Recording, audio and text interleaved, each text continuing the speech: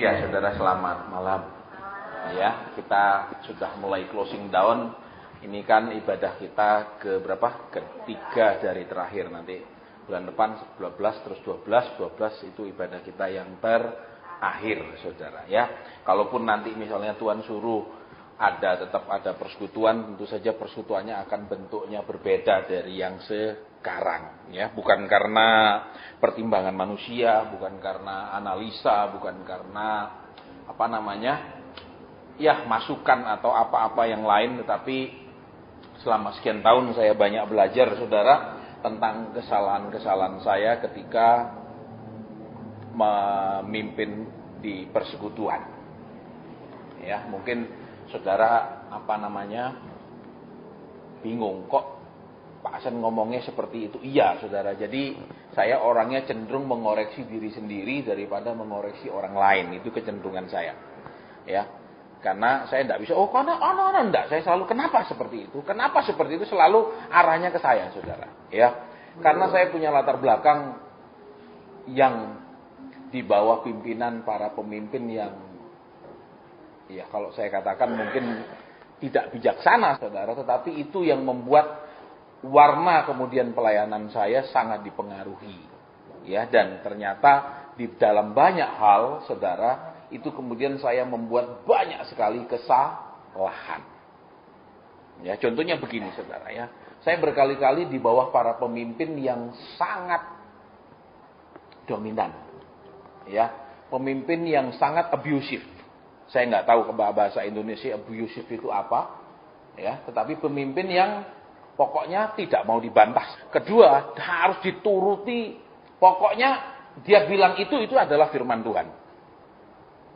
Alias, aku pemimpin kamu. Kamu tidak tunduk sama saya, berarti tidak tunduk sama Tuhan. Bagaimana kamu bisa tunduk sama Tuhan yang tidak kelihatan kalau tidak tunduk sama pemimpin yang kelihatan. Nah, itu selalu yang bertahun-tahun, saudara, saya pindah dari satu tempat ke tempat lain, saya ketemu yang seperti itu. Sehingga ketika saya memimpin banyak persekutuan, saudara, tidak pernah ngelihat saya memanggil orang dan menegur. Karena saya pun ketika saya dipakai Tuhan dalam pelayanan, yang pertama menghantam saya adalah gembala saya. Ya, jadi gereja-gereja yang undang saya, gembala saya itu khusus ke sana, ketemu gembalanya bilang, jangan undang dia lagi, jangan undang dia lagi, jangan undang dia lagi. Sehingga saya, saudara, karena saya mengalami seperti itu, kemudian ketika saya memimpin persekutuan, saya membebaskan semua orang, silahkan.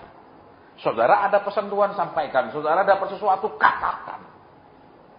Ya, itu karena latar belakang saya yang begitu diblok, begitu ditutup sama sekali, saudara, ruang geraknya. Sehingga saya akhirnya bilang lebih baik kita bebaskan. Dan ternyata, saudara, di situ juga akhirnya saya buat kesalahan. Ya, jadi selama sekian tahun saya bilang, iya juga sih. Ya, berarti saya juga banyak keliru. Kenapa? Karena masa lalu, saudara, di bawah kepemimpinan yang abusive. Kepemimpinan yang, abusive itu bahasa Indonesianya? Istilahnya, ya pokoknya, apa dia mau, saudara harus turut.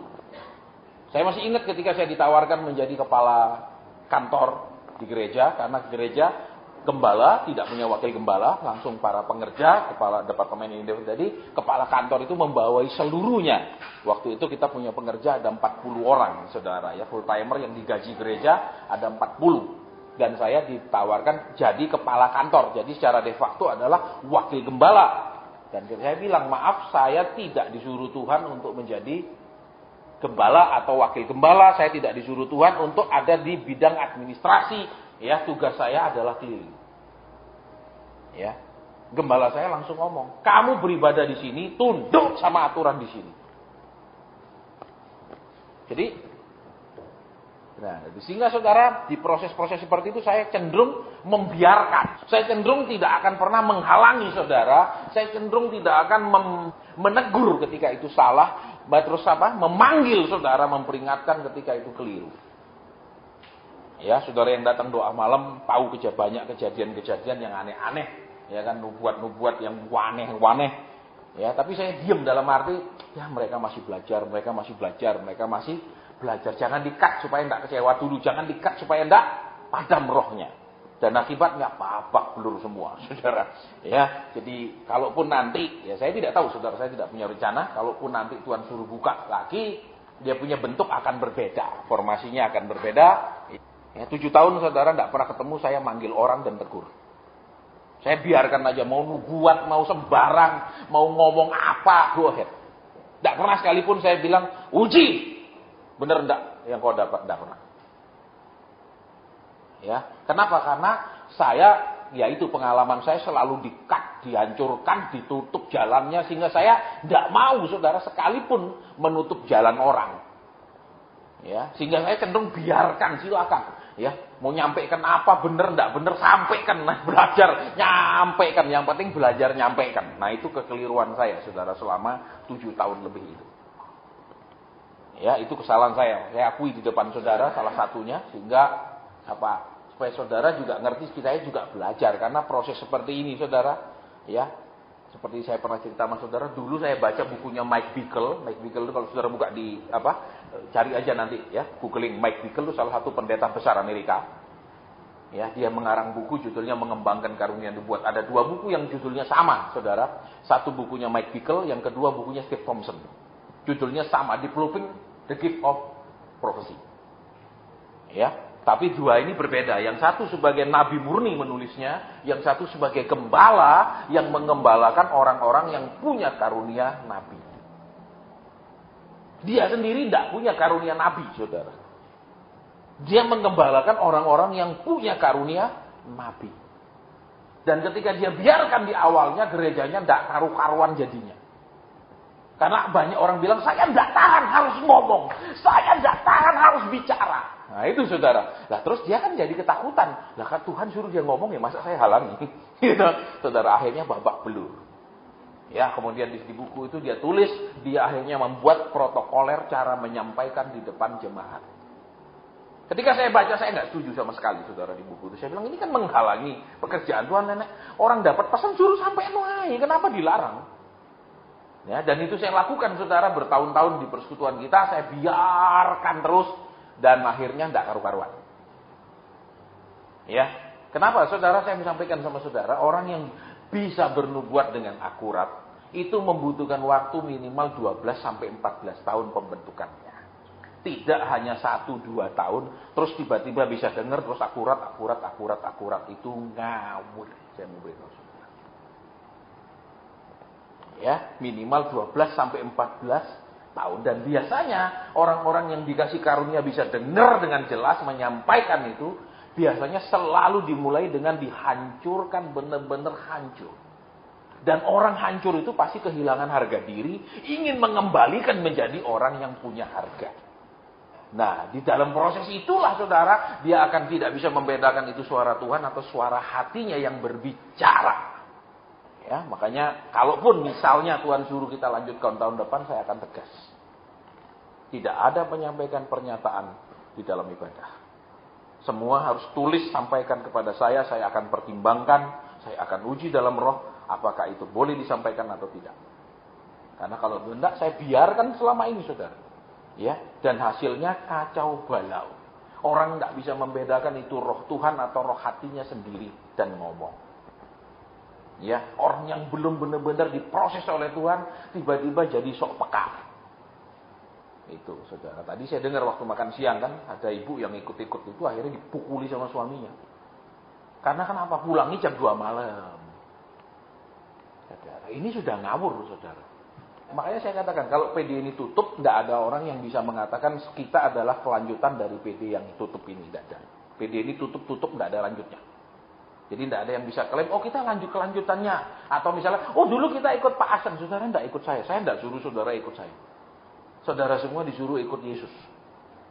Ya, jadi kalau saudara bikin salah, kemudian nanti nubuatnya ngawur-ngawur, pengajarannya ngawur-ngawur, tidak ada hubungan dengan PD ini.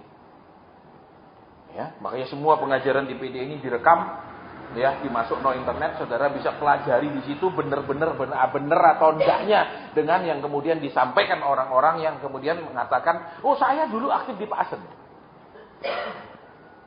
Ya, karena saya sudah melihat dari awal, ya, dari awal PD kita buka itu tahun-tahun awal, 7 tahun lalu itu sudah arahnya mulai belok-belok begini. Tapi saya tetap positif, orang bisa berubah. Ya, orang bisa berubah. Tetap saya prinsip orang bisa berubah. Orang itu pasti bisa berubah. Orang itu benar. Ya, kemudian saya yakini dengan saudara dan saya suka dengar firman yang keras, setia datang dengar firman yang keras pasti berubah. Ternyata enggak. Ya, sampai nanti saya punya blog khusus itu, ya. Ada nanti saya buat lagi, saudara, ya. Itu akan ada kalimat judulnya gini. 1,000 layers of lies and self-justification won't change the dung into gold.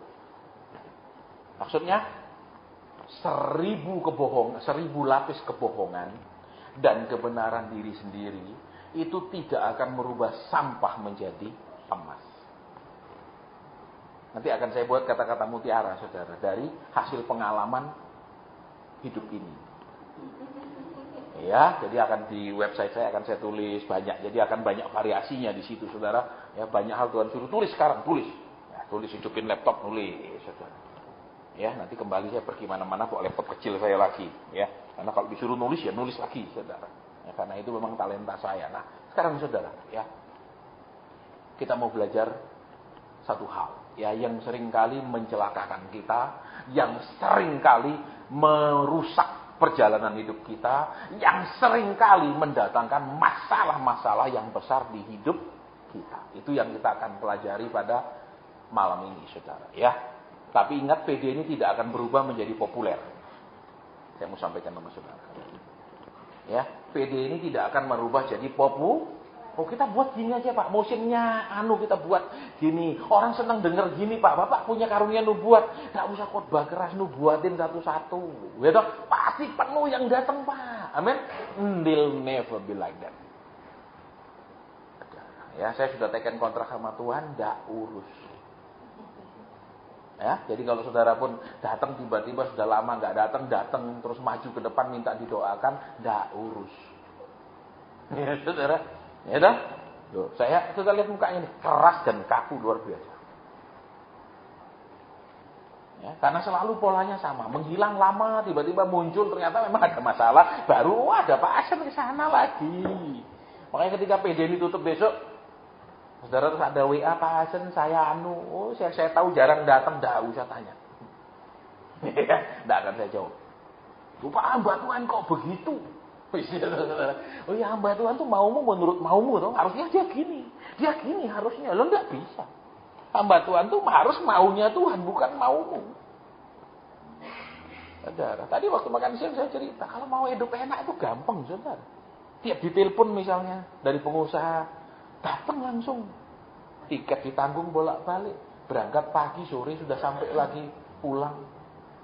Ya, itu minimal 2 bendel, minimal 20 juta di tangan tuh tidak pernah kurang, minimal 20. Itu kerjanya cuma pirang jam. Datang ke kantornya ngomong, sampaikan pesan Tuhan, selesai jam makan, orangnya, Pak Asem kita pergi makan, tak kemana? Ya tadi Pacific Place kah makannya, di di hotel mulia kah makannya, ya toh. Selesai makan Pak Hasan, supir saya antar ke airport, udah selesai, 2 bendel, bawa pulang uang, tunai itu 2 bendel. Jadi itu enak daripada ngajar yang Tuhan mau, yang saudara enggak mau. Iya toh, betul, enak lah, ya toh. Dia suka, ya toh, dan dia menyukakan, betul. Loh, uang itu menyukakan enggak? Ibu-ibu sini nek suamimu penghasilannya besar, suka enggak? Nek penghasilannya kecil, suka enggak? Senep kok kadang. Gimana kamu kok enggak ada peningkatan? Imanmu tok meningkat buat apa? Iya toh, kamu rajin doa tok buat apa? Ayo duit. Bisa lagi gitu. Saudara. Iya, makanya manusia jasmani ini butuh duit. Manusia rohani butuh kebenaran. Nah, ya, dan ini kalau sudah napas terakhir berangkat. Betul? Napas terakhir berangkat. Nah, berangkatnya kemana ini kalau tidak disiapkan sekarang? Ruwet. Betul? Beberapa hari lalu teman saya ngomong. Dia bilang, seumur hidup cari uang. Pada lahir tidak bawa uang, mati tidak bawa uang. Tapi seumur hidup cari uang. Loh, ya benar. Ya, saudara. Ayo, ini cari uang enggak? Cari uang. Tapi waktu lahir tidak dibekali uang, toh? Waktu mati tidak bawa uang. Tapi seumur hidup nyari. Lo aneh, toh? Saudara kalau direnungkan, bener sih. Manusia itu memang, Alkitab bilang, semua yang dilakukan sia-sia. Katakan dia diberikan peti mati yang super indah. Bisa dia bilang, wah enak, bagus peti matinya. Gitu. Tidak bisa, ada diem aja. Betul? Terus taruh Alkitab di dadanya, betul? Padahal mungkin Alkitab tidak pernah merubah hatinya, tiba-tiba ditaruh di dadanya, betul? Itu tuh kadang-kadang Kristen ini tidak Alkitab biak banyak, ya? Betul, saudara? Loh, betul apa ya? Loh, saya sering kadang, pernah saya sekali, saudara. Saya baik dengan gembala itu, terus ibu gembalanya meninggal. Nah, maafkan saya, ibu dari sang gembala meninggal. Saya yang khotbah. Jadi peti mati ditaruh di depan mimbar. Ya, saya khotbah, saudara. Kan biasanya kalau khotbahnya, ya dia sudah bersama dengan Tuhan, ngono ya toh. Itu pendeta sok tahu dan pembohong. Kenapa? Apa dia sudah dibawa ke surga, dilihat, itu loh dia di surga, gitu pernah? Tidak pernah. Itu basa basi. Tapi juga tidak pernah bilang, ini tidak mungkin masuk surga. Misalnya gitu. Ya toh, dihajar kita keluarga yang berduka, betul? Ya udah, saudara. Iya. Tapi kadang-kadang kan kita, ya namanya bahasa basi itu, saudara, ya. Kebanyakan bahasa basi, akhirnya namanya barang basi. Saudara, bau, terus barang basi, nek dimakan, beracun, diare, bisa mati. Betul? Dan kita kebanyakan makan yang begitu, saudara. Betul? Makanya walaupun kelihatan hidup, tapi mati. Nah, sekarang buka Alkitab kita, Amsal pasal 3, ayat ke-7. Ya. Tadi sore, saudara, habis saya dapat istirahat sebentar, terus saya berdoa, Tuhan apa yang saya harus sampaikan? Dan ini yang saya disuruh sampaikan. Ya. Ayat ke-7, demikian bunyi firman Tuhan. Janganlah engkau menganggap dirimu sendiri bijak, takutlah akan Tuhan dan jauhilah kejahatan. Sudah ketemu Amsal 3 ayat 7? Baik. Jadi di sini saudara lihat ayat ini kayaknya gampang. Semakin gampang sebuah ayat, semakin sulit menjelaskannya. Semakin pendek satu ayat, semakin berat sekali untuk mengupasnya. Kalau ayatnya panjang-panjang gampang, saudara. Lah ayatnya cuma segini bunyinya. Nah, lihat kembali ya. Jangan engkau menganggap dirimu sendiri bijak. Kalau terjemahan lain bilang sih begini. Jangan kamu lihat dirimu sendiri. Jangan kamu begitu bangga dengan dirimu sendiri. Terus melihat dirimu sendiri itu sebagai orang yang bijak. Ternyata kata bijaknya ini artinya 1, berpendidikan. 2, berpengalaman. Ketiga, sudah memikirkannya, sudah memikirkan segala aspeknya. Kemudian mengambil keputusan yang benar. Itu artinya bijak.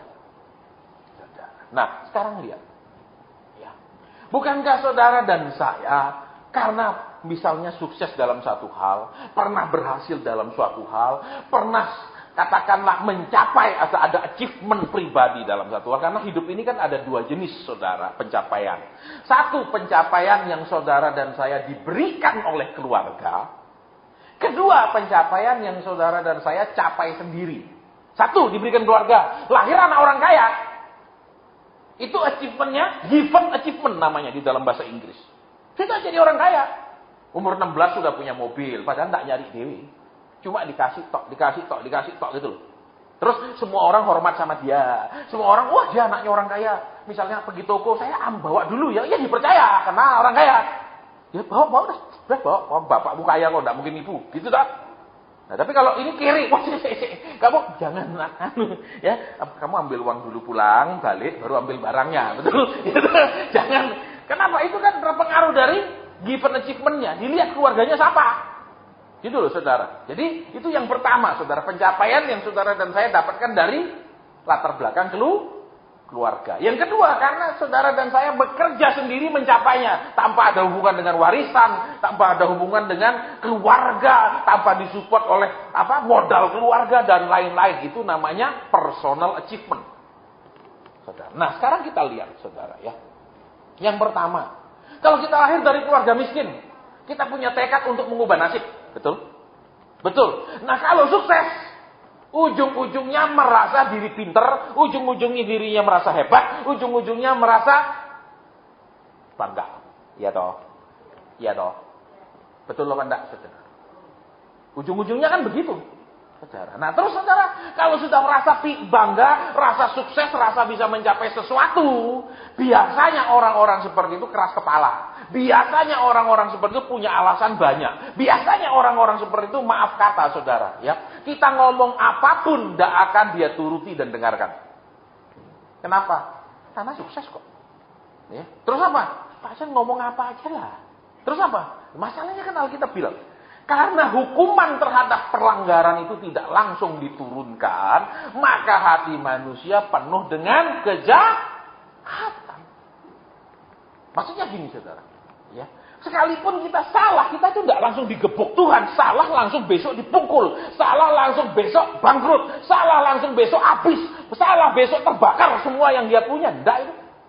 Berpuluh-puluh tahun sering Tuhan menunggu dan menunggu dan menunggu. Akibatnya orang keras hati, orang yang bangga dengan prestasinya, pencapaiannya, seringkali merasa dia tidak membuat kesalahan apapun. Karena lo sukses kok. Kaya kok. Loh kalau saya bikin dosa, kalau ada dosa masa diberkati? Loh gitu sampai di sini. Betul. Jadi orang miskin itu adalah orang yang penuh dosa. Orang miskin itu adalah orang yang penuh kesalahan sehingga tidak Loh itu toh pikirannya. Saudara, itu sudah konsepnya, saudara. Nah, makanya kembali di sini sekarang ya. Firman Tuhan bilang, jangan lihat dirimu sendiri itu, nilai dirimu sendiri itu sebagai orang yang bijak, yang pengalaman, yang berpendidikan, yang berprestasi, yang sudah segala sesuatu dilakukan dengan dipikirkan luar biasa. Keputusannya bukan keputusan yang asal-asalan. Semua sudah dipertimbangkan dan dipikirkan. Ternyata Tuhan bilang, jangan seperti itu. Lu aneh toh. Lu berarti saya tidak boleh pakai otak, Pak. Dan sekarang kalau saudara pakai otak, saya mau beritahu saudara ya, sering kau dan saya sudah dipikirkan 1000 kali otakmu muter itu kayak habis, sudah panas luar biasa, belum ketemu solusinya. Itu cara Tuhan mengajarkanmu, otakmu berhenti dipakai. Karena saudara sekarang lihat, contohnya yang Rasul Paulus tulis begini, ya. Benih gandum itu harus mati dulu, ditanam, betul? Apa yang terjadi waktu ditanam? Sekarang lihat, waktu ditanam yang terjadi adalah pelindung alami yang Tuhan berikan di hidupnya itu akan pecah, betul? Loh, katakan tidak usah gandum lah, yang gampang beras, ya padi. Begitu dia kena air, diselamat, nanti dia punya apa namanya itu? Kulit padi itu pecah dong. Terus baru keluar benih itu kan untuk hidup, iya apa ya? Nah sekarang lihat, selama engkau dan saya, ya, masih pakai manusia duniawinya, masih pakai kepintaran duniawinya, masih pakai pengalamannya, masih pakai prestasinya, engkau dan saya itu belum mengalami kematian. Kematian itu kenapa? Lihat sekarang saudara, seperti padi, ya. Selama dia masih dibungkus oleh kulit padi, dia masih bisa ditanam, betul? Saudara pernah lihat orang tanam beras enggak? Kenapa beras enggak bisa ditanam? Loh, ayo. Karena tidak ada pelindung alaminya, betul? Yaitu kulit padi itu kan. Kulit itu akan melindungi dia sampai benih yang di dalam siap keluar. Iya apa ya? Nah, cara berpikir manusia kita, ya, cara kita menyelesaikan sesuatu, memikirkan sesuatu dan lain-lain, itu hanya akan bisa dipakai sampai di satu etape kehidupan. Kemudian sampai di sana sudah nggak bisa dipakai lagi. Kan saya sudah cerita sama saudara. Ya toh, ketika saya diproses Tuhan, saya belum mau mati. Loh, ini kan masih cari jalan keluar, saudara. Ada masalah, masih pikirkan jalan keluar, cari solusi, coba kerjakan ini itu. Betul, manusia kan begitu diajarnya. Kan Tuhan sudah bilang, datanglah kepadaku yang letih lesu berbeban. Waktu kita berletih lesu berbeban berat itu, memang karena masalahnya berat atau karena memang masalah berat pernah dipikirkan ribuan kali cari jalan keluar tidak ketemu sehingga tambah mumet, jujur. Ruwetnya karena dipikir, tidur tidak bisa balik sana, tidak bisa balik sini, tidak bisa, ini pegang panas, betul? Saudara, makanya kan kalau HP saudara kan juga ada program coolingnya, betul? Saudara sudah kalau sudah panas sekali kan dia kasih kode, mesti dipencet cooling kan, suhunya turun HP itu toh. Masa tidak install sih?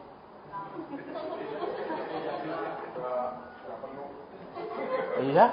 Kalau terlalu banyak dipakai, misalnya saudara buka sekian banyak halaman, saudara buka, itu dia panas prosesornya. Makanya dia perlu didinginkan. Nah, kembali ke sini saudara ya. Tuhan memberikan perlindungan alami, yaitu cara kita berpikir, menganalisa, ya pendidikan kita, sampai suatu batas tertentu. Kemudian Alkitab bilang kita harus mati. Kalau padi yang di dalam benih itu belum siap, maka dia tidak akan retak. Sekarang saudara bantu, supaya cepat tumbuh, ambil padi, dipeletek-peleteki satu-satu terus ditanam. Tumbuh dia busuk. Dia harus alami, betul? Loh iya apa ya? Tahu enggak sih saudara? Kalau enggak besok-besok bikin persekutuan, pergi lihat orang nanam padi. Supaya ngerti. Maksudnya gini saudara ya. Ada saatnya saudara dan saya Tuhan bilang, sudah. Apa yang aku perlengkapi engkau untuk menjalani hidupmu sampai level tertentu, selesai sampai di situ. Sekarang engkau harus memakai sesuatu yang baru. Lihat sekarang, lihat. Makanya kembali ya. Padi itu lihat saudara, dia akan pecah kulitnya, kemudian benihnya keluar. Betul apa ya? Kalau dibantu keluar, dia busuk. Iya apa ya? Loh. Sekarang ginilah gampang saudara ya. Yang umum misalnya, benih kelapa ya. Saudara, kelapanya diambil, terus dikupasi kulitnya semua, betul, ya toh? Terus apa lagi? Kulit kerasnya, shellnya itu, what is shell? Batoknya itu dikupasi juga, terus ditanam. Hidup nggak jadi pohon kelapa? Mati, karena batoknya diperlukan sampai kelapa itu bisa keluar, betul? Loh, ya apa ya?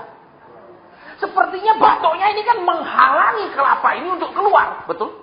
Loh iya apa enggak?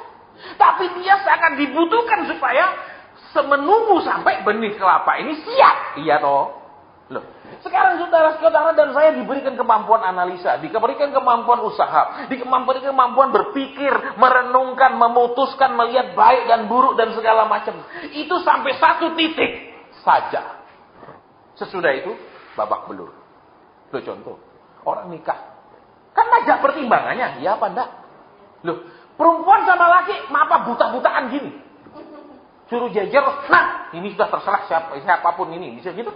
Apa ada pertimbangannya? Minimal ngelihat, yang laki ngelihat, oh, istilahnya, she is my type. Kan misalnya ada laki yang suka perempuan kurus, kayak anu tuh, ada suka yang agak besar. Kan selera lain-lain. Ada suka muka bunder, ada suka muka lonjong, lain-lain dong. Perempuan juga kan macam-macam seleranya, betul? Yang secara umum, satu, takut sama Tuhan, dua, ganteng, ketiga, penghasilan luar biasa. Kan biasanya gitu. Yuk, ya apa ya sih? Kita jujur-jujur aja lah saudara ya. Betul saudara? Kalau orang ditanya, ingin hidup menderita atau ingin hidup sejahtera? Pasti jawabannya, tidak ada bilang, tidak apa-apa Pak. Bukan apa-apa menderita, tidak mungkin. Amin. Iya Pak ya. Kan ada dulu iklan dulu, yang sudah miskin sekali terus dibilang, kamu dulu bilang akulah satu-satunya milikmu. Ternyata memang sampai sudah sekian tahun nikah, dia satu-satunya miliknya, rumah yang tidak punya, semua tidak punya, dia tok istri itu yang dia punya. Ya tentu saja istrinya dulunya senang, tapi sekarang senang, amen.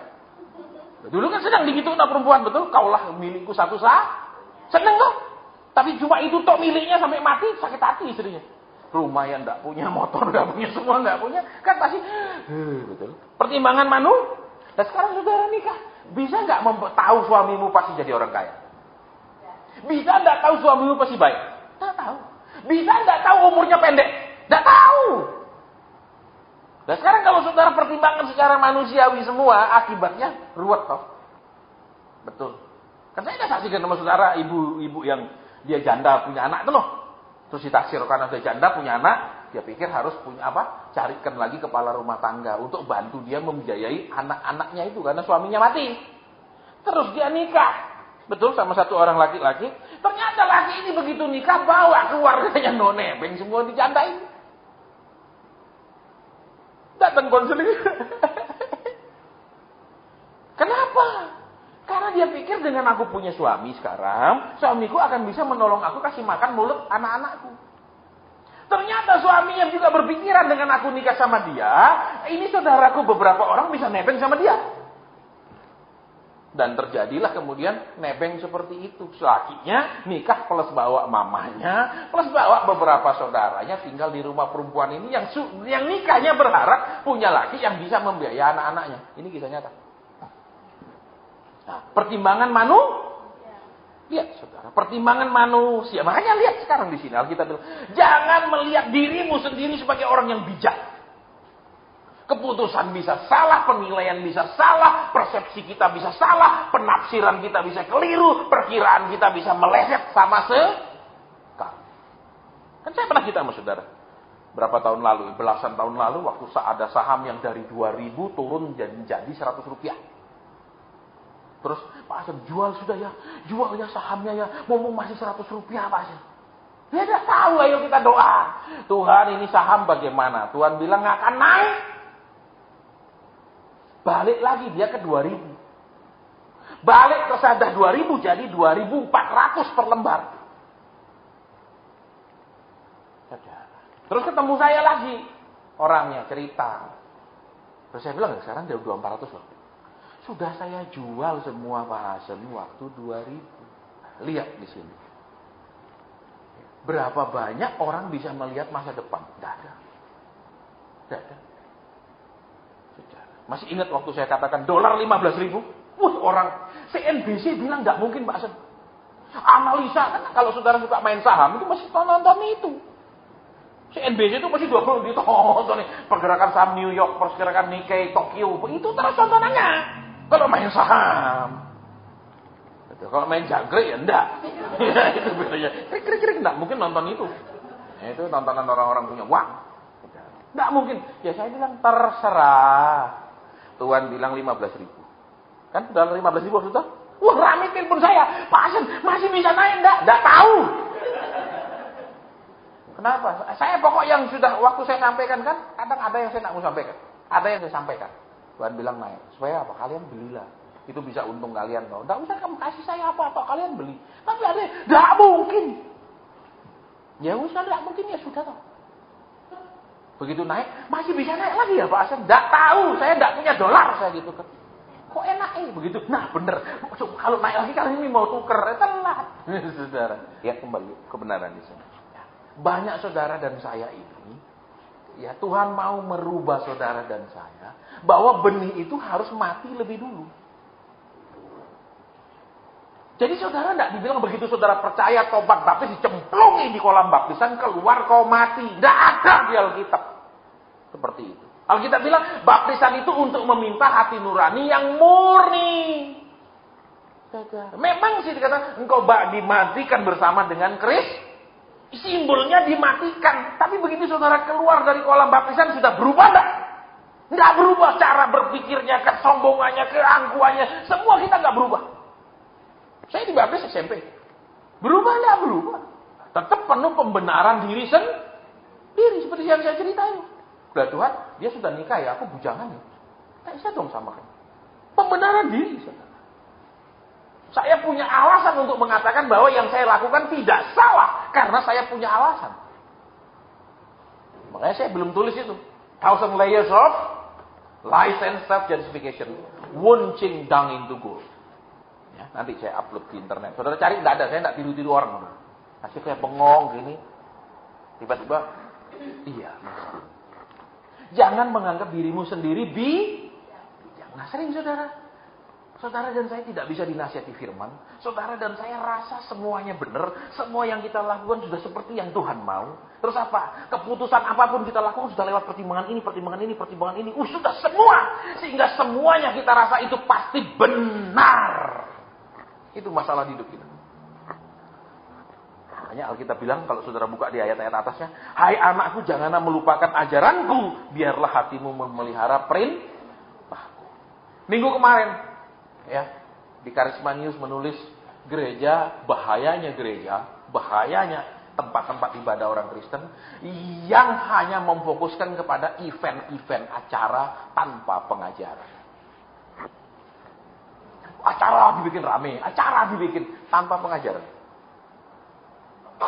Alkitab dengan jelas katakan saudara, kalau kita nggak mau diajar oleh firman Tuhan, Tuhan bilang apa? Apa urusanmu dengan aku? Engkau yang menolak firman. Memang saudara masalahnya begini ya. Karena Tuhan itu tidak langsung begitu salah langsung pukul. Saudara dan saya walaupun salah sudah puluhan tahun, seringkali tidak merasa salah. Itu masalahnya. Sudah keliru sekian puluh tahun, merasa baik-baik saja karena tidak ada pukulan. Ya, makanya Alkitab bilang dengan jelas, Tuhan itu tidak menghendaki kebinasaan orang fasik, tapi Dia menyukai pertobatan orang fasik. Jadi ditunggu terus sampai sadar, ditunggu terus saudara sampai ngerti itu salah. Nah, masalahnya sekarang kita tidak dibantu dengan pengajaran yang sehat sehingga kita tetap tidak tahu itu salah.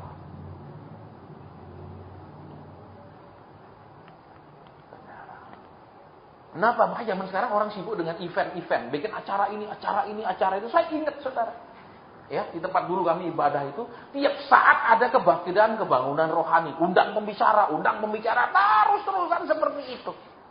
Itu yang membuat gairah jemaat, itu yang membuat jemaat senang, itu yang membuat rame. Tetapi kalau tidak ada pengajaran, saudara, ya.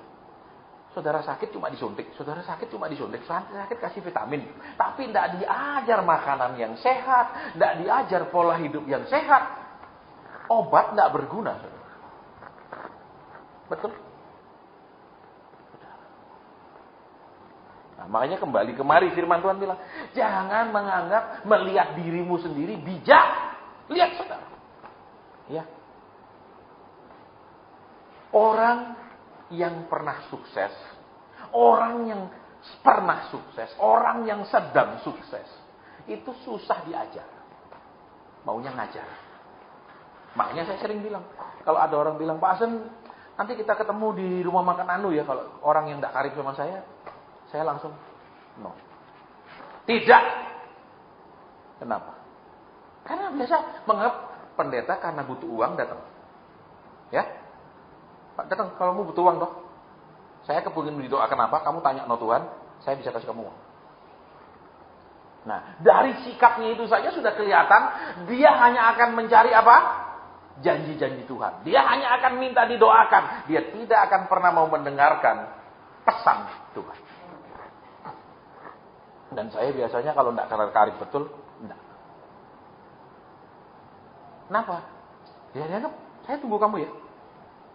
Itu secara psikologis sudah kita menempatkan diri di bawah mereka.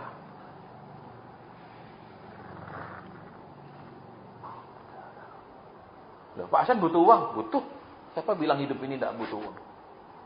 Tapi bedanya saudara, ya makanya saudara perlu baca bukunya Joyce Meyer itu. Waktu Tuhan bilang, kamu berhenti kerja. Sedangkan dia dan suami bekerja pun gaji nggak cukup. Tuhan bilang, kamu berhenti kerja. Terus apa? Kamu layani aku. Tidak ada pelayanan. Pelayanannya belum terkenal kok. Tuhan mau didik dia, kamu percaya enggak aku bisa kasih kamu makan. Kalau kamu tidak percaya, aku bisa kasih kamu makan, kamu tidak boleh melayani. Karena kamu akan cari makan dari orang-orang yang kamu layani.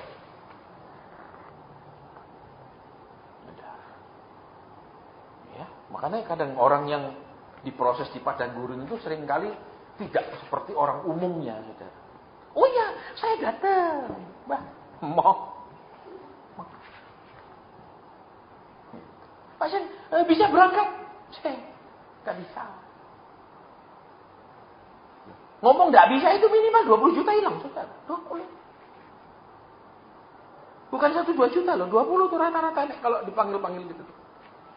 Nggak tahu siapa yang kasih tahu 20 itu juga saya nggak tahu.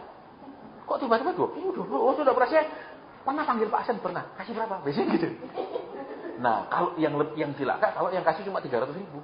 300 saya, oh ya 300 juga saya. 300 semua. Ya, itu yang biasanya kan orang begitu, saudara nanya sih berapa biasanya. Mereka enggak pernah, saudara mau Tuhan, hambamu ini saya kasih berapa. Nah, mereka selalu tanya yang lain. Nah, cilakanya kalau yang ketemu yang begitu. Terus. Ya, apalagi terus kasih 3. Saya pernah dikasih cuma berapa ratus ribu. Pak Asam ini tolong dipakai dengan bijaksana ya. Lah ini saya enggak ngarang, saudara, ini bukan ilustrasi khotbah. Ini kisah nyata. Kasih sekian ratus ribu tok, tolong dipakai dengan bijaksana. Itu saya bisa pakai uang itu untuk apa gitu. Betul. Nek 300.000 makan full slab di Tony Romas nggak cukup, saudara. 400.000 di Tony Romas full slab. Half slab bisa. Tolong dipakai bijaksana ya Pak. Nek lu kasih gua 1M lu ngomong pakai bijaksana bener. Lu kasih 300.000 bijaksana apa gua pakai 300.000? Apa tak beli no kangkung tiap hari? Iya. Makanya maaf saudara saya bilang ya. Banyak anak Tuhan itu kalau pemberiannya banyak, cangkemnya sedikit. Kalau pemberiannya sedikit, cangkemnya banyak. 1 minggu aku biarin, enggak aku jawab-jawab, aku mau lihat. Oh baru kasih uang mulai sok ya. Mulai atur-atur, itu udah kebiasaan. Ya, itu sudah, makanya besok saya cerita banyak. Di awal PD saya tolak uang. Orang kasih, enggak, kembalikan. Kenapa? Besok saya cerita kenapa nolaknya. Selama ini saya tidak pernah cerita sama saudara. Ya, kita ini bukan hamba Tuhan kemarin sore. We are not yesterday's pastors. Kita ini udah tahu kelakuan manusia. Ngasih itu mesti apa. Lihat sih, lu ngasih ada apa. Besok saya cerita panjang. Supaya saudara tahu. Masa cek sombong ya nolak uang. Ya, saudara pikir saudara terima itu tidak ada jebakannya. Saudara terima orangnya tulus. Oh, belum tentu. Saudara. Iya. Makanya kalau saudara peka sama Tuhan, ting tong, ini kodenya lain. Oh iya, sorry. Enggak. Karena orang tuh banyak, orang bukan kasih Tuhan, tapi kasih kita. Itu bedanya. Kasih kita, terus apa? Habis itu, saya sudah kasih kamu uang. Tiap detik saya telepon, tiap detik saya ngomong, tiap detik kamu harus doakan saya. Pokoknya tiap saat saya butuh kamu, kamu harus standby di depan telepon untuk ngurusi saya. Jadi kerja kita depan telepon gini, kayak loh saudara apa? Pemadam kebakaran standby, terus nunggu ada kebakaran, nah, enak. Ya, besok saya cerita sama saudara supaya saudara ngerti. 7 tahun saya tidak pernah cerita. Kalau Pak Tris besok ada salah satunya saksi Pak Tris. Ya, supaya saudara tahu itu juga ada hubungannya dengan Pak Tris. Jadi saya ngomong kenapa? Supaya saudara, Pak Hasan ngarang. Enggak, kalau ada Pak Tris besok enak. Bener enggak Pak Tris? Saya mau tanya dia. Bukan, Pak Hasan sudah banyak uang, makanya tolak. Orang kasih tolak. Sombong Pak Hasan. Ya, PD ini bisa sampai 7 tahun lebih ini. Ya karena juga ada kehati-hatian. Gitu. Begitu kasih uang tiba-tiba marah-marah. Telepon saya. Who you are? Uangmu enggak saya ambil kok. 1 rupiah enggak masuk saya. Kok tiba-tiba telepon saya marah-marah. Saudara. Pak Hasan tuh enggak ngurusi anggota persekutuan. Yo. Saudara pikir persekutuan jalannya mulus. Enggak, saudara. Dari tahun pertama samburadul. Cuma saya diem. Saudara, diem. Iya, banyak nubuatan aneh-aneh saya diem aja saudara. Iya, ya sudahlah, mereka sedang belajar. Kalau saya tegur langsung nanti mereka langsung patah semangat, tidak mau lagi. Iyalah, terus begitu mental saya saudara. Dan ternyata salah. Ada saatnya kita harus tegas. Ya, dulu saya sudah pernah ngomong sama saudara. Orang berubah itu hanya sukses 20% karena kemauan sendiri.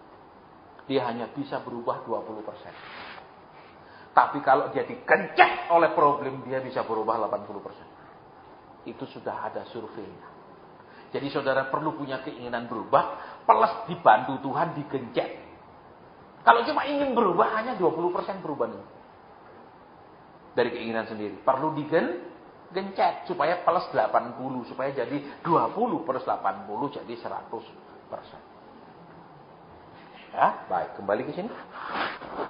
Ya, melihat diri sendiri lihat saudara, orang hanya fokus kepada dirinya sendiri dan yang difokuskan adalah prestasinya.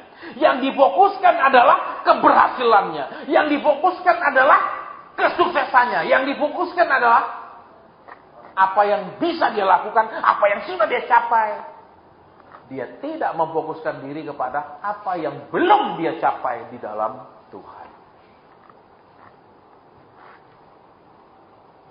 Maka saya pernah kasih sama saudara, satu orang pengusaha, ya, dia sudah umur 60-an, ya, pabriknya banyak. Itu keluarga memang pabrik. Kalau saya sebut merek, saudara langsung bisa hubungkan, oh ini berarti produksinya ini gitu. Tapi tidak etik untuk menyampaikan seperti nama, ya. Terus waktu itu saya sampaikan firman, terus tiba-tiba Tuhan, habis itu saya doa, Tuhan, apa pesanmu? Sini ada orang rambutnya rontok, semakin menipis. Ternyata dia, saudara. Terus saya tanya, dia mana, Bu? Dia giniin. Ini kan Pak Hasan tipis sekali, sudah habis di atas ini. Oke, kita doa. Tuhan, kau bilang ada yang rambutnya rontok, ini dia, ternyata ini anakmu tambah tipis rambutnya di atas sini, ya. Di ubun-ubun sini, belah ini tipis sekali. Tidak lama kemudian, saudara, dia sendiri kesaksian, Pak Hasan, lebat lagi Pak Hasan. Senang, diundang lagi sekarang, jadwalnya tetap. Oh, ya, kalau gini jadwalnya tetap, saudara, nanti isi lagi Pak Hasan, isi lagi, itu biasa. Nah, suatu saat, tiba-tiba Tuhan suruh saya ngomong, kasih tahu dia punya waktu melayani aku itu kurang. Dia harus punya waktu lebih banyak melayani aku. Oh, enggak terima langsung. Saya sudah melayani, Pak. Sudah banyak waktu saya melayani. Bu, Tuhan bilang waktu ibu kurang. Enggak terima. Langsung suruh pengatur jadwalnya, cut jadwal saya. Enggak usah lagi pakai. Ini kisah nyata, saudara. Dari pengalaman demi pengalaman, saudara, saya tidak tertarik bikin senang orang kaya, betul saja. Karena mereka hanya dibikin senang bisa sesaat. Habis itu nyakiti. Yang dia senang kalau yang dia dapatkan. Tapi kalau sudah mulai masuk teguran, mulai masuk pesan Tuhan, sorry, tidak. Saya tidak butuh kalau yang gitu. Itu manusianya. Makanya saudara kembali di sini. Jangan lihat diri sendiri apa yang sudah engkau dan saya dapat, bisa lakukan, capai, dan lain. Kenapa? Di bawahnya dikatakan, takutlah akan Tuhan. Jadi lihat saudara, kalau orang sudah selalu melihat prestasinya, kepinterannya, kebisaannya, apa yang dia sudah lakukan, apa yang dia sudah punya, orang-orang itu biasanya sudah tidak punya takut sama Tuhan. Alias kalau bahasa Inggrisnya lebih bukan takut sama Tuhan, tapi hormati Tuhan, segani Tuhan. Sudah nggak segan. Tuhannya aja dia nggak segani, apalagi hambanya. Loh, kalau bosnya aja tidak ada dihormati, apalagi pegawai bosnya, betul? Loh, iya apa ya? Itu sudah fakta, saudara. Makanya beberapa hari lalu, ya saudara, itu kan pendeta Sepentong ada khotbah, ya, yang juga membuat saya punya pengertian yang luar biasa. Ternyata saudara, di Ur-Kasdim itu, Abraham itu sebelum dipanggil ya untuk pergi ke Kanaan, dia punya rumah itulah rumah permanen 60 kamar. Abraham itu orang yang sangat kaya raya sebelum dipanggil oleh Tuhan. Di Ur-Kasdim itu 60 kamar rumahnya, rumah permanen, bukan tenda. Dan ketika dia dipanggil umur 75, dia mati umur 175, 100 tahun dia tinggal di kemah. Dari orang super kaya, dipanggil Tuhan keluar ke Kanaan, meninggalkan rumah yang permanen, ya rumah batu, ya kan, 60 kamar. Terus sampai dia mati, dia tinggal di tenda. Halo? Bukankah zaman sekarang kalau engkau ikut Tuhan jadi tambah kaya? Kalau engkau ikut Tuhan kiri jadi sugih jadi tambah sugih, betul? Betul? Sedangkan bapak orang beriman yang nama Abraham, super kaya di Ur-Kasdim, ikut Tuhan, 100 tahun pindah-pindah tinggal di tenda. Betul? Sempat dia bangun rumah? Tidak pernah. Dia tinggal di tenda. 100 tahun. Sampai umur 175. Saudara. Nah, iya benar Tuhannya. Kalau doktrin zaman sekarang, kau kasih Tuhan, kau ditambahin 100 kali lipat. Betul? Kau datang ibadah, diperkaya. Amin. Bapak orang beriman punya rumah 60 kamar, sekarang tinggal di tenda. Loh, katanya Tuhan, aku akan memberkah. Berkat apa yang diterima Abraham? Coba ya. Kekayaan lebih sugih dia sebelumnya, 60 kamar ya rumahnya. Sekarang tinggal di tenda. Terus tinggal di tenda, sesudah tinggal di tenda Tuhan tinggalkan kekayaan, terus Tuhan kembali kan menjadi kaya. Sampai mati tetap tinggal di tenda. Kenapa engkau dan saya selalu terima pengajaran kalau ikut Tuhan sugih, ikut Tuhan diperkaya? Karena pendeta yang khotbah itu memang tidak ngerti Alkitab.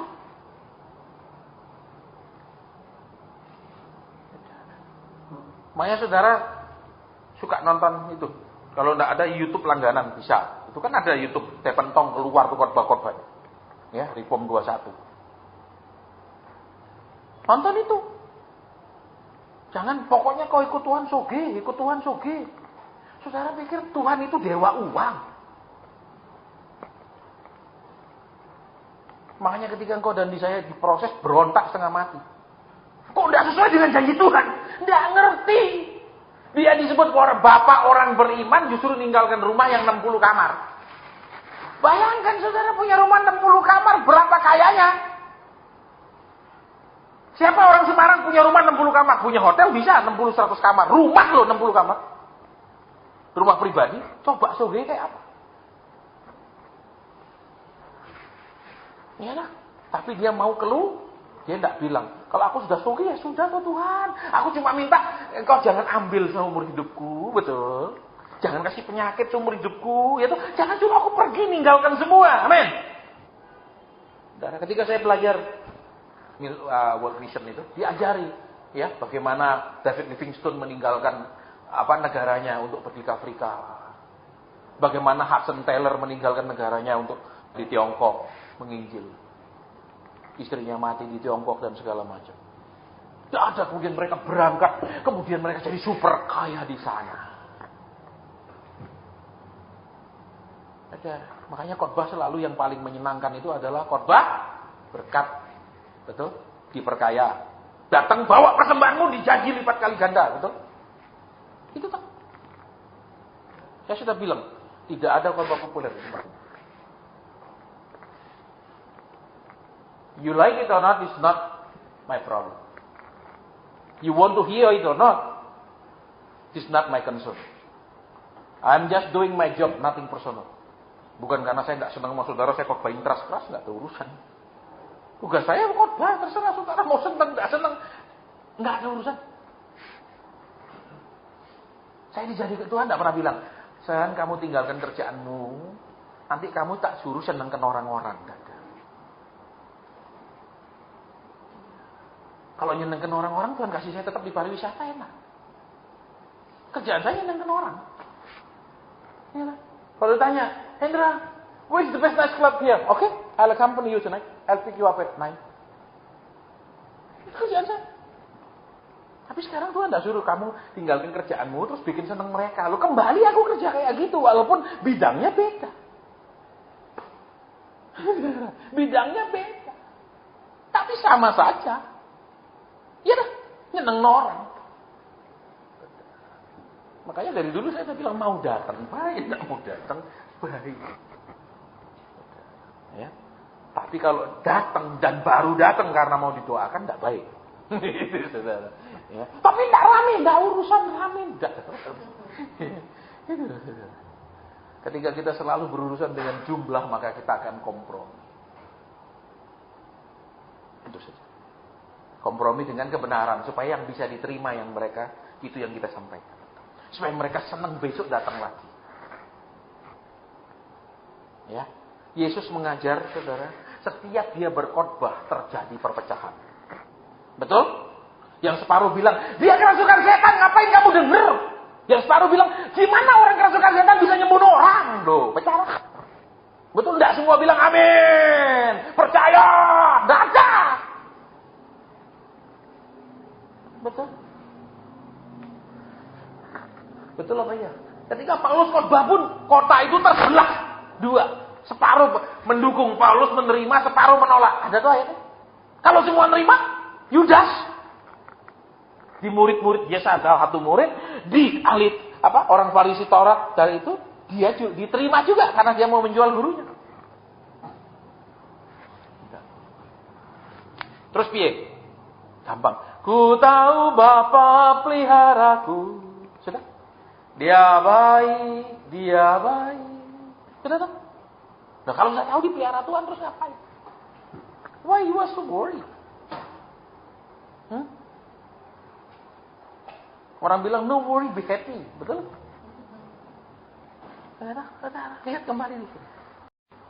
Lihat diri sendiri. Bukankah kita punya kebanggaan masing-masing? Jujur aja. Rasanya aku pinter, rasanya punya. Semua kita punya. Dan itu yang membuat saudara kita tidak takut, tidak hormat, tidak menyegani Tuhan. Makanya ada masanya saudara dan saya dibilang, kepinteranmu mana sekarang? Prestasimu mana? Mana hasil kerjamu? Nah, mana semua? Tunjukkan. Terus engkau bilang dirimu hebat, mana jalan keluar? Bisa cari, tidak ketemu semua.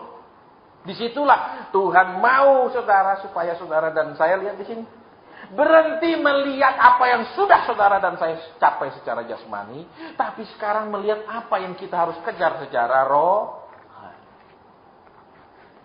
Nah, saya kita sama saudara juga. Dulu saya anak muda merasa, Tuhan, saya anak muda. Siapa sih anak muda pergi gereja hari Minggu 4 session?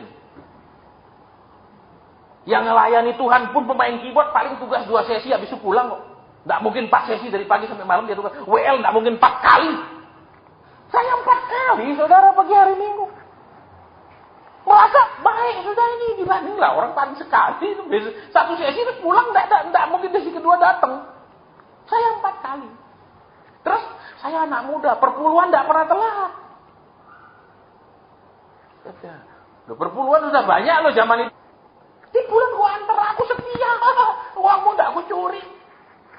Ya nakal-nakal dikit wajar Tuhan. Ya nakal-nakal tapi kalau dihitung banyak, cuman ngakunya sedikit, saudara. Kalau dosa selalu merasa sedikit, tapi kalau berkat juga selalu merasa kurang banyak. Saudara. Manusia emang luar biasa, betul kecerdasannya luar biasa. Iya toh? Terus kalau bikin alasan banyak pol, walaupun tidak sarjana hukum, betul apa enggak? Saudara enggak perlu jadi sarjana hukum untuk bisa bikin alasan. Apa malah saya enggak tahu lah bagaimana bikin alasan. Enggak mungkin, pasti pinter semua. Makanya kembali. Takutlah akan tuh. Orang sukses, orang berhasil, orang selalu melihat apa yang pernah dia capai, sudah dia capai, enggak bisa takut sama Tuhan. Makanya supaya tidak terlanjur, Tuhan perlu kelentai semua. Dikeroki semua. Sampai jadi 0 besar. Kalau 0 kecil tidak bagus, 0 besar. Saudara. Ya, kalau Dino Sidin kan 0 besar bisa jadi macam-macam. Siapa yang dulu nonton Dino Sidin? Coba angkat tangan. Bunder jadi apa? Ya, Dino Sidin kan gitu, saudara. Oke, sekarang kembali ke sini.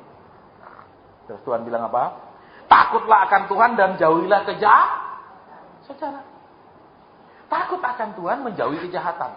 Sedangkan kalau selalu melihat diri sendiri, kalau terjemahan lain ada salah satu terjemahan Modern English Version bilang, do not impress. Jadi jangan terlalu terkesan dengan kepintaranmu. Jangan terlalu bangga luar biasa dengan apa yang pernah kau capai. Semua kita punya kebanggaan. Jujur aja. Tak bangga sama orang tuanya, bangga dia dulu, bangga, semua kita punya. Jujur aja saudara, semua kita punya kebanggaan. Ya, tidak ada satu orang semiskin apapun, sekere apapun, tidak punya kebanggaan. Semua punya. Saya masih ingat, masih saya kuliah. Ya, saya punya langganan bakso. Di depan bioskop. Zaman dulu. Saudara. Karena dekat kampus, 1 kilo dari kampus ada bioskop. Ya, zaman dulu. Waktu awal-awal Nusa Dua baru dibangun. Waktu itu baru ada Hotel Putri Bali, Bali Solo Hotel, Nusa Dua Beach Hotel. Ya, baru hanya 4 hotel. Tidak seperti sekarang. Ya, kan kampus kami di situ. Jadi, saya biasa makan bakso di situ. Satu hari dia cerita, Dek, kuliah di sini. Iya, Pak. Ya. Nanti kalau kuliah, sungguh-sungguh ya. Jangan main-main. Sungguh-sungguh kuliah, Dek. Jangan seperti saya. Saya itu anaknya orang kaya. dulu sawah bapak saya sekian luas di desa. Dulu dia cerita, punya kebanggaan dulu. Terus karena begitu kaya, saya tidak mau sekolah. Saya tidak berpikirannya lah, udah sugih kok, tinggal bapaknya mati, warisan. Ternyata memang dia pegang warisan, bapaknya mati dia pegang, tapi karena sudah memang polanya tidak nyari sendiri, jadi gampang pakai sembarangan. Jadi saudara jangan bangga nek kamu, maaf kata ya, engkau ini punya sudah kaya terus punya anak. Jangan bangga. Anakmu bisa kau kasih pegang, bisa ambles. Saya mau beritahu. Karena dia nggak merasa ikut punya kok. Coba lihat, bos punya perusahaan, ya dari kiri, terus begitu dipegang anak, biasanya tenggelam. Biasanya sikap anak sama pegawai juga kurang ajar. Karena nggak pernah merasa susah. Iya, banyak seperti itu. Nggak pernah rasa susah, nggak pernah miskin, tiba-tiba sudah kaya, kelakuan sama pegawai kasar, kan nggak pernah rasa susah. Ya, tapi kita tidak bahas itu sekarang, nanti terlalu panjang. Tapi kemudian dia cerita dulunya, dia bilang, jangan ya, pakai kesempatan kuliah sungguh-sungguh ya. Dalam hati saya gini, aneh dagang bakso nasihati saya. Loh kami kuliah dulu tuh saudara, terima 1 tahun cuma 240 orang. Tesnya 3 hari. Tes fisik, tes kemampuan, termasuk tes bahasa Inggris langsung. Masuk ruangan, satu persatu, 3 orang dosen ngetes bahasa Inggris. Karena zaman itu sekolah terbaik di Asia Tenggara. Dia punya kebanggaan, dulu aku anak orang kaya. Setiap kita punya kebanggaan, entah apa itu kebanggaan kita. Itu yang membuat kita susah takut sama Tuhan. Ada juga bangga, sifat saya banggakan Pak. Usku. Saudara, saya manusia punya prinsip. Dulu saya sebut diri saya man of principle. Ada 3 prinsip hidup saya. Yang pertama adil. Saya tidak pernah bersikap rasis sama karyawan. Lu mau suku apa, lu agama apa, yang aku nilai prestasi kerjamu. Aku tidak urus agamamu. Kau Kristen, kerjaanmu tidak beres, urusan sama aku. Itu saya, saudara. Adil. Kedua, tanggung jawab. Saya kerjakan apa, tanggung jawab. Berkali-kali saya pegang perusahaan orang, saya tanggung jawab. Saya kerja selalu sampai jam 2 malam. Saya prinsip tanggung jawab. Ketiga, adalah jujur. Makanya saya kalau sudah orang alasan banyak, tidak jujur, saya paling tidak suka. Tapi ada saatnya Tuhan bilang, apa kamu tidak boleh hidup dengan prinsip. Saya tidak suka orang tidak tanggung jawab. Tapi kadang Tuhan bilang, sudah tidak apa-apa nak. Kenapa? Aku masih mengasihi dia. Tapi tidak sesuai prinsipku manusia ini Tuhan. Tidak ada tanggung jawabnya. Dia Tuhan bilang, aku masih mengasihi dia. Ya sudah.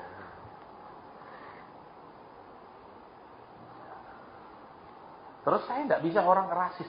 Terus terang saya bilang. Buat saya, lu agamanya apa, sukunya apa, buat saya tidak ada urusan di tempat kerja. Lu kerjanya baik, ya sudah, kita positif dulu, kerjaan baik, ya baik, selesai. Nah, ya, makanya saya tidak bisa kalau lihat rasis-rasis gitu, tidak suka saya. Oke, kembali di sini. Sekarang apa sih yang kita banggakan selama ini? Gengsi, kepintaran, atau apa yang kita banggakan? Saya tidak mau berubah karena saya sudah benar. Halo? Kenapa kita sulit takut sama Tuhan? Karena kita melihat diri kita benar di pihak yang benar. Menurut pertimbangan, menurut analisa, menurut persepsi, menurut pandangan kita yang benar. Maka kita tidak perlu berubah. Saya sudah sampaikan sama saudara tadi. 7 tahun lebih ini, hampir 8 tahun, banyak membentuk saya. Saya selalu punya permasalahan ketemu pemimpin yang abusive.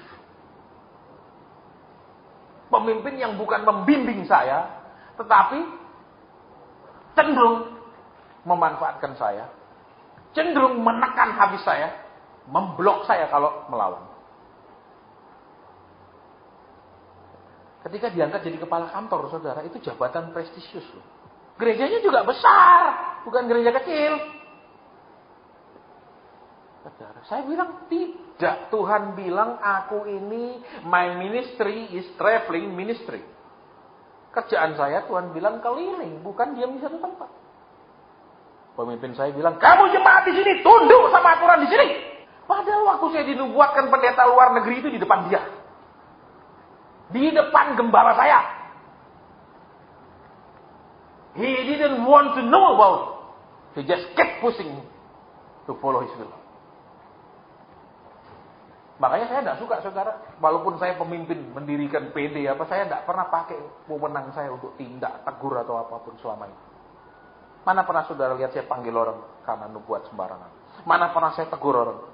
Tidak pernah selama PD. Selama doa malam saudara tidak pernah.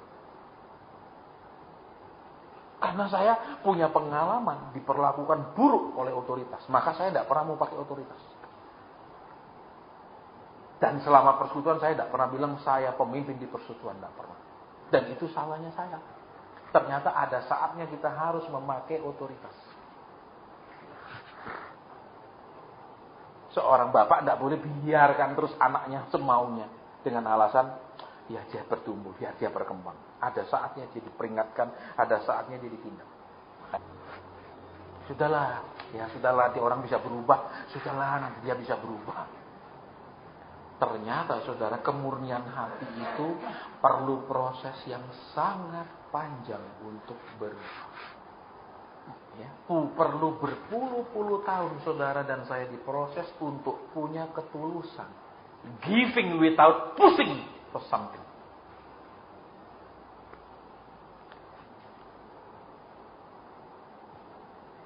Ya, jadi kembali ke kebenaran di sini. Apa sih yang kita banggakan sampai kita ini terus-terusan tidak mau berubah? Apa yang selama ini kita pertahankan sampai kita merasa diri kita lebih benar dari Tuhan? Ditegur, rasanya saya benar kok. Apalagi yang saya harus berubah? Berarti saya ini sudah sempurna, makanya tidak ada lagi yang perlu dirubah begitu. Saudara, kalau hidup rohanimu benar, kalau hidup rohani saya benar, semakin kita mendekat kepada Tuhan, semakin terang itu melihat kita, semakin semua borok kelihatan. Itu kalau pertumbuhan rohaninya benar. Kalau pertumbuhan rohaninya tidak benar, semakin kelihatannya dekat, tapi bukan mendekat ke Tuhan. Dia mendekat kepada apa? Bangunan yang dianggap sebagai bangunan rohani sendiri. Makanya kan ada judul khotbah saya, saudara. Sayangnya website saya yang lama tidak sempat saya backup, ya, saya lupa ngurusi, ya, terus hilang. Ya, lupa saya urus, lupa saya perpanjang saudara hostingnya, ya, jadi hilang dan backup-nya hilang. Itu, ya salah satunya tentang judulnya itu loh, kan ada. Nanti di zaman akhir gunung apa? Gunung Tuhan itu akan menjulang mengatasi gunung. Banyak orang naik ke gunung bukan gunung Tuhan. Gunung kebenarannya sendiri, gunung ambisinya sendiri, gunung cita-citanya sendiri. Itu dia naik ke atas. Sampai apa ketemu? Enggak ketemu Tuhan dia. Ada khotbahnya saya, tapi sayang di website saya yang lama itu hilang. Ya, akhirnya apa? Semakin kebenaran diri semakin tidak bisa dikoreksi. Semakin saya sudah benar. Di situ berapa saya belajar, saudara? Oh iya benar Tuhan. Di situ saya sadar, saudara, benar Tuhan. Selama sekian tahun saya hanya mengajak mereka, ayo belajar nyampe no, tapi tidak pernah menegur kalau salah. Tidak pernah menegur kalau itu keliru total. Hanya saya sampai no. Itu saya salah di situ. Ya, sehingga banyak yang kemudian jadi kacau. Ingat, karisma ya tanpa karakter itu tidak akan bertahan lama. Karisma tanpa karakter itu akan bersifat manipulatif, akan memanipulasi orang. Siapa di sini yang pernah saya mintai dengan pakai Tuhan bilang, tolong angkat tangan. Tuhan bilang kasih uang, Tuhan suruh tabur sekian, siapa tolong angkat tangan.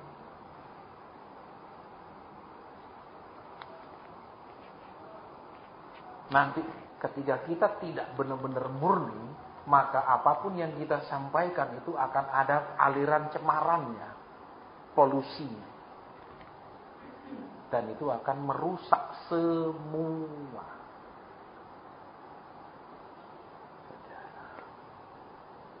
Ya. Terus, takutlah akan Tuhan dan jauhilah kejahatan. Orang bisa, bagaimana bisa orang takut sama Tuhan tapi tetap jahat? Aneh toh? Nah kalau takut kan masih baik, tapi itu bilang takut kemudian jauhi kejahatan. Ada sepertinya takut sama Tuhan. Bisa enggak takut sama Tuhan tapi tetap jahat? Bisa.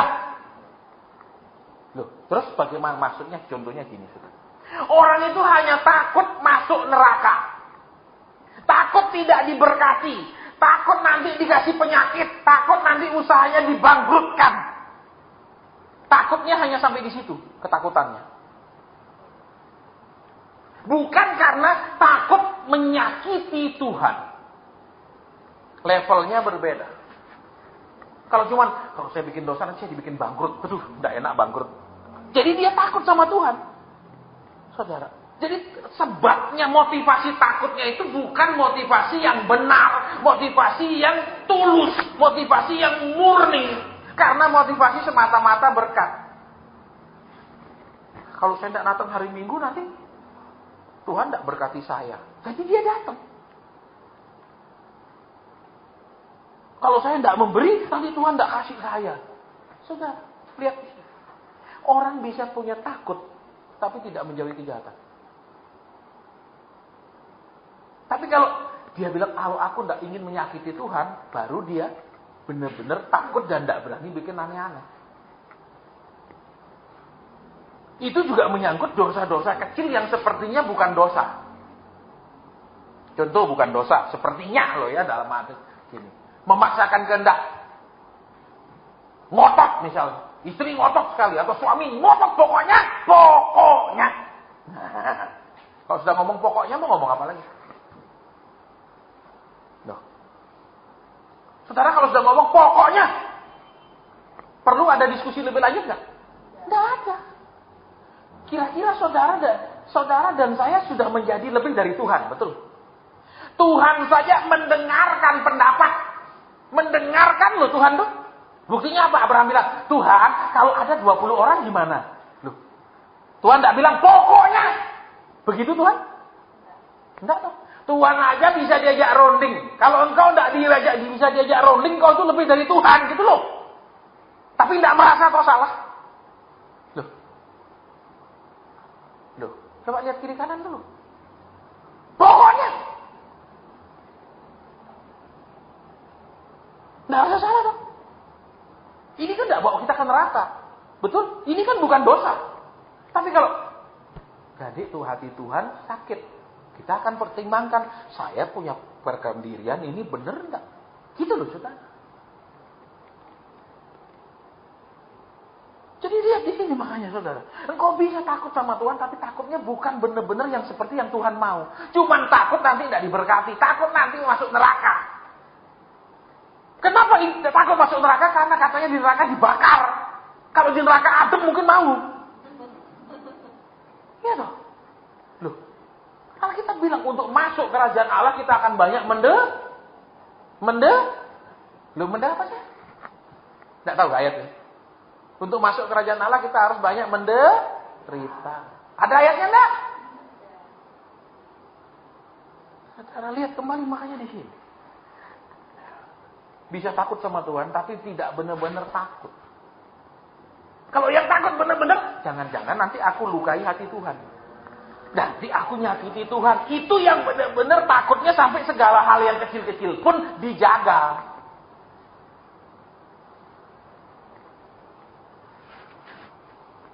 Itu loh. Susah loh, saudara.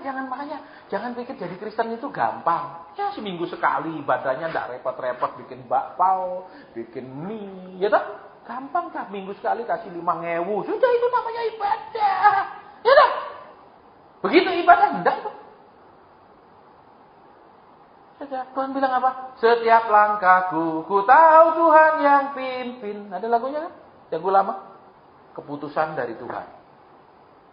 Alkitab bilang kan, orang bisa menimbang, tapi keputusan dari itu, pertimbanganmu, pandanganmu, dan segala macam harus sesuai dengan keputusan Tuhan. Saya ngajar bukan tidak lakukan loh, saudara. Ya, tahun 2000 awal-awal saya kan banyak di Jakarta. Ketemu banyak pengusaha. Pak Hasan dari Pulau Anu ya? Iya. Saya belum punya agen di sana, Pak Hasan. Pak Hasan mau bantu jualkan produk saya. Produk-produk laku loh, saudara. Bukan produk kami. Tak usah Pak Hasan keluar modal. Situs konsinyasi. Kita kirim barang. Laku berapa Pak Hasan bayar. Saya bilang, aku tanya Tuhan. Tahun 2006, saya ingat, saya kunjungi, saya punya bapak angkat di Toulouse, dari kota Toulouse ya, dari Paris terbang lagi ke Toulouse, dari Toulouse itu kan perusahaan Airbus di situ, terus masih naik mobil lagi ke atas pegunungan Pyrenees, perbatasan dengan Republik Andorra. Itu jadi ada 3 negara di situ, Republik Andorra, Prancis, dan turun ke seberang sana itu Spanyol. Di situ dia punya mansion. Dia ngomong sama saya kunjungi dia kan di situ cukup lama. Dia bilang, kamu bantu saya di sini. Bantu apa? Kamu ngurus semua investasi saya di Amerika.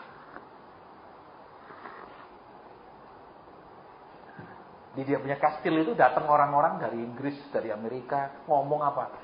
Investasi. Saya cuma dengerin. Dia jumlah yang tidak masuk di otak saya jumlahnya. Dia bilang, you stay here. Don't go back to Indonesia. Help me with my investment in the US. You will have a lot of money. Dia salah satu mantan CEO sebuah perusahaan multinasional. 1 tahun dia keliling dunia 9-10 bulan. Hanya 2 bulan di rumah. Karena investasinya di mana-mana. Tidak nikah, tidak punya anak. Wis tuwek. Tuwek banget. Dia punya saudara juga tidak nikah. Cuma 1 saudara perempuan nikah. Semua laki tidak nikah. 3 laki. Enak lah. Aku tanya Tuhan. Semua iming-iming di depan mata. Saudara. Iming-iming di depan mata. Rumahnya sangat besar di pegunungan Pyrenees. Tuhan bilang, jangan menganggap dirimu sendiri bijak. Terlalu banyak engkau dan saya memakai analisa pribadi, pengalaman pribadi, kecerdasan pribadi, prestasi pribadi, dan lain-lain untuk melangkah. Betul? Kalau engkau baca sekarang, nonton TV, baca segala macam, tahun 2020 dunia resesi. Then, what you are going to do? Sekarang Tuhan ajar, jangan anggap dirimu sendiri pintar. Jadi, aku bodoh Tuhan. Mazmur bilang, seperti hewan aku di hadapanmu. Jadi, aku tanya Tuhan. Aku meminta petunjuk Tuhan. Aku minta apa yang harus kulakukan. Aku minta, itu yang Tuhan mau. Minta. Tuhan bilang, dia mengatur langkah orang yang hidupnya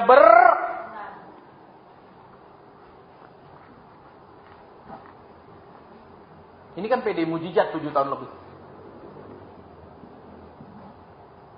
Saudara mau dikasih perinciannya pengeluaran 1 bulan? Mau saya ditunjukkan kalau mau. Dan saudara mau dikasih lihat berapa pemasukannya 1 bulan. Berapa minusnya tiap bulan. Andai saya tidak hati-hati sekian tahun. PD ini sudah paling 1-2 tahun umurnya dan hancur.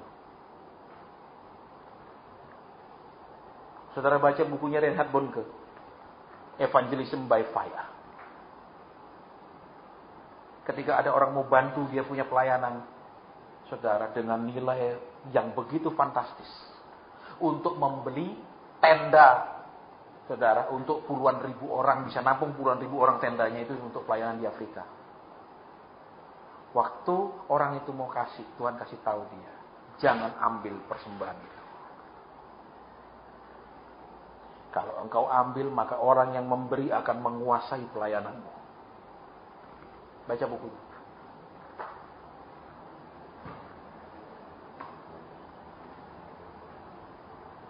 Ya, kita tetap percaya sama Tuhan. Saya punya tiket saja saudara, kan 2 kali naik pesawat. Transit. Itu sudah berapa juta? Tiap bulan. Itu just tiket. Belum kamar hotel. Belum makan sekian hari. Jadi sekarang kembali ke sini. Selama ini engkau dan saya merasa sudah pintar. Benar. Semua yang dikerjakan pokoknya sudah berdasarkan analisa, pertimbangan dan segala macam. Tuhan mau mulai sekarang dirubah. Tidak lagi pakai pertimbangan demi pertimbangan. Cuma pakai ketaatan. Loh, kalau pakai pertimbangan seperti saya bilang loh. Ngapain ke Semarang? Betul? Betul? Tanya Edin. Kapan tiketku mulai dibayarin? Tanya. Tahun ke berapa? Tahun ke-5? Tahun ke-6? Tahun ke berapa tiketku dibayarin? Baru berapa bulan? Tanya. Ngapain ke sini? Dari awal nih persekutuan dari obrak-abrik, mau diseret ke sana, mau diseret ke sini sama yang hadir. Yang datang punya kepentingan, punya motivasi yang berbeda dan segala macam.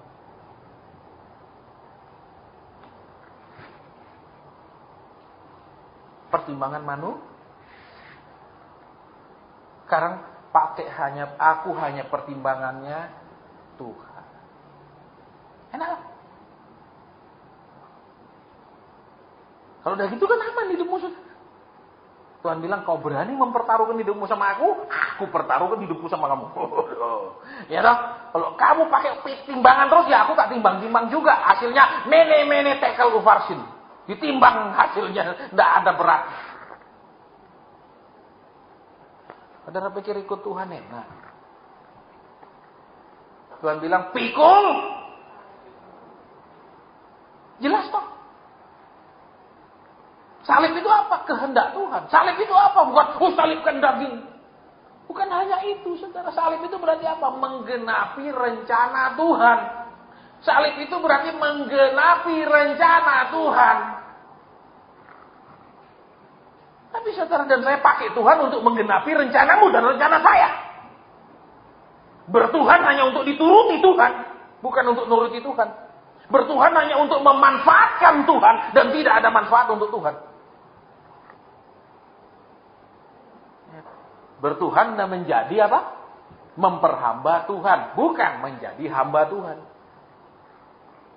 Terus punya mental barter. Aku sudah taat. Bereskan masalahku. Aku sudah taat, kembalikan kekayaanku. Aku sudah taat. Saudara taat Tuhan untungnya apa? Kalau anak rajin sekolah, untungnya orang tua apa? Loh, ada orang tua untung? Enggak itu. Tapi kan untungnya apa? Dia bisa naik kelas terus. Oke, naik kelas terus. Terus bisa kuliah, bisa cari uang. Kalau udah cari uang, lupa orang tua, untungnya apa? Ada untung? Enggak ada. Baru-baru kan ada di medsos. Seorang ibu yang anaknya tamatan universitas terkenal. Sama ada satu anak yang cacat. Masa saudara enggak baca sih? Ya kan? Dia minder, dia malu sekali sama anak yang cacat ini. Terus anak yang sukses di kuliah di universitas terkenal dulu. Ada toh. Terus apa? Sudah mereka kaya, datang berkunjung enggak mau tidur di rumah, tidurnya di hotel. Terus dibilang, "Mama ada siapin anu." "Enggak, Ma, kita sudah makan di tempat lain." Saya tidak baca berapa waktu lalu itu. Ya kan ibunya kan kecewa sekali. Terus untung punya anak pintar gitu. Enggak itu. Kalau kita taat itu untuk keuntungan kita sendiri. Tuhan tidak untung dengan kita taat. Betul? Kalau kita nurut Tuhan, Tuhan juga tidak untung kok. Suruh malaikat lebih cepat, tidak ada biaya. Betul? Malaikat tidak bilang, kirim berkat untuk aku dulu Tuhan. Tidak ada kan? Loh, iya apa ya? Saudara pernah baca tidak malaikat minta berkat? Pernah? Tidak ada tuh. Malaikat tidak pernah minta berkat. Betul apa enggak? Suruh dia aja kan sudah selesai tuh. Kalau suruh kita, nanti dikasih apa Tuhan? Kasih dulu, baru jalan dulu. Terus apa? Saya sudah kerjakan Tuhan, tapi sambil ngomel-ngomel terus minta upah. Untung saya tidak dipecat, betul? Lihat kembali makanya di sini. Saudara, hari ini kenapa saya tidak tahu Tuhan bilang, jangan anggap diri bijaksana. Jangan anggap diri pinter. Jangan anggap semua yang kau kerjakan dan saya sudah kerjakan. Pertimbangannya sudah benar, ininya sudah benar, semua sudah benar. Tidak. Alkitab bilang, nanti di zaman akhir Tuhan akan, bahkan langit pun akan digoncangkan. Betul? Apalagi cuma usaha. Langit aja goncang. Apalagi cuma toko, perusahaan. Jadi takutlah akan Tuhan dan jauhi kejahatan. Tuhan bilang takut sama Tuhan. Jadi lihat, orang yang punya kebenaran diri sendiri tidak mungkin takut sama Tuhan. Dia rasa, saya benar kok. Tetap saya kan banyak sampaikan. Banyak orang di tempat ini. Tuhan bilang, Tuhan maunya gini. Dari itu. Mestinya Tuhan sudah kasih saya kode-kode begitu banyak, tapi saya tetap, semua orang bisa dirubah. Bapak sampai kasih kode begini loh kodenya, tapi tetap saya bilang, endaklah bisa berubah manusia Tuhan. Tuhan aja sudah geleng-geleng, anak ini tidak bisa berubah kok kamu tetap yakin bisa dia berubah, tuh heran aku. Nah itu saya punya salah. Itu salah. That's my fault. Saya harus akui itu kesalahan. Ya, mestinya saya bisa bertindak, mestinya saya bisa panggil, tegur keras, tidak keluarkan, tapi saya tidak pernah bertindak. Jadi saya nggak pernah pakai otoritas. Saya diem aja, diem. Ya, nah sekarang coba renungkan. Bukankah semua setiap kali kita mau lakukan apa kita sudah pertimbangkan, sudah rasanya benar, terus rasanya tidak mungkin keliru ini, karena saya pertimbangannya begini. Saya tidak sembarangan orangnya kok. Saya itu sudah renungkan dulu. Saya itu informasi. Tuhan bilang, jangan menganggap dirimu bijak. Saya punya ponakan tinggi 180 lebih, sama kayak Tio tinggi. Ya, matematika jago sekali dia. Bahkan dia yang ngajar teman-teman sekelasnya matematika. Rencana saya kepingin sekolahkan dia pilot, saudara, di luar negeri. Tapi tetap juga saya bilang, Tuhan, saya mau tanya kepadamu, kira-kira engkau rencanakan enggak enggak menurut engkau ini dia jadi pilot. Karena kalau tinggi sekali, 180 lebih dia tinggi. Ya, di sekolahnya pemain basket paling tinggi dia. Dan jago matematika, kan pilot masih pintar matematika, saudara. Semua harus ditanyakan Tuhan. Tuhan ingin mengatur langkah hidup saudara dan saya, langkah demi langkah. Tetapi adakah engkau dan saya ingin ditolong langkah demi langkah? Bukan hanya waktu salah langkah. Banyakan sudah salah langkah baru Tuhan, ini kok di jurang. Tuhan bilang, kamu di mana? Di jurang. Loh, kok masuk sana? Siapa yang mimpin kamu ke sana, betul? Ya mauku Tuhan, aku tidak tahu bahwa ini jurang. Kupikir naik ke gunung, amin. Saudara lihat kembali ke kebenaran. Makanya sangat sulit menemukan orang yang bisa menyenangkan Tuhan. Tapi 99,9% orang memanfaatkan Tuhan. Make use of God instead of used by God.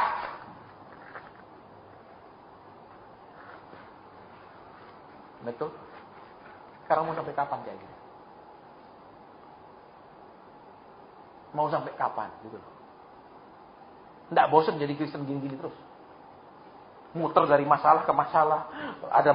Ada masalah cari Tuhan. Selesai masalah lupa Tuhan. Nanti ada masalah balik cari Tuhan. Bolak-balik gitu-gitu terus.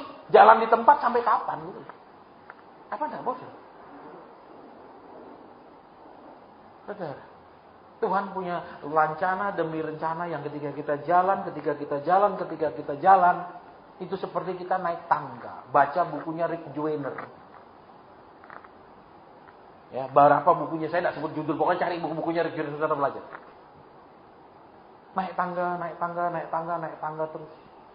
Dari pengenalannya sama Tuhan, ketulusannya sama Tuhan, ketaatannya sama Tuhan, itu terus ada level-levelnya.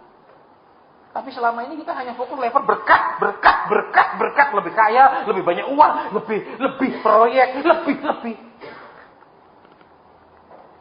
Kalau kita bilang burung di udara saja dia tapi ingat Tuhan bilang burung di udara, bukan burung dalam sangkar.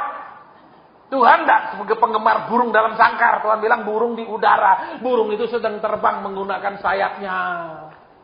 Dia sedang maju. Betul? Tidak ada burung terbang mundur. Amin. Pernah lihat burung terbang mundur? Tidak ada. Dia sedang terbang. Makanya Tuhan burung di Tuhan tidak bilang burung di pohon. Makanya jadi Kristen maju. Seringkali maju ke depan cuma ada masalah. Heran. Makanya saya tidak ngurusi, saudara. Sudah puluhan tahun saya tidak ngurusi.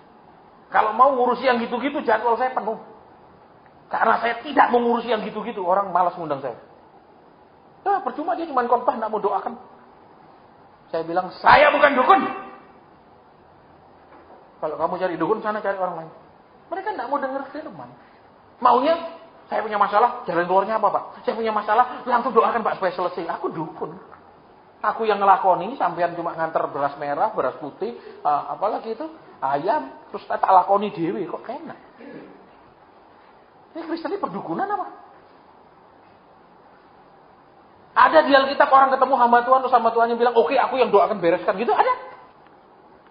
Ketika orang Israel dijajah oleh Romawi, Tuhan turun ke bumi, ada dia bilang, oke, aku bebaskan kamu, begitu? Enggak. Tuhan tidak sedikit pun ngomong tentang penjajahan Romawi. Betul? Betul? Betul. Padahal murid-murid kepinginnya, Tuhan maukah kau memulihkan kerajaan Israel? Maukah kau memulihkan kerajaan Israel? Itu terus pertanyaannya. Dan Tuhan tidak pernah menjawab apapun tentang kerajaan. Itu bukan prioritasnya Tuhan. Sementara saudara dan saya persis seperti itu. Prioritasnya hanya pemulihan. Pemulihan ekonomi, sugih, apa-apa. Itu tuh fokusnya. Kerajaan Tuhan tidak usah dengar lah. Makanya firman bilang, nanti di zaman akhir mereka ke utara, selatan, timur, barat mencari firman tidak ketemu. Yang ada cuman cangkem dan kepintaran ngomong. Bukan firman Tuhan. Walaupun ayat dibacakan, pengertiannya ngawur. Walaupun ayat dikhotbahkan, penafsirannya super aneh. Zaman sekarang begitu. Terus sudah, kok tidak akan mengalami? Karena waktunya sudah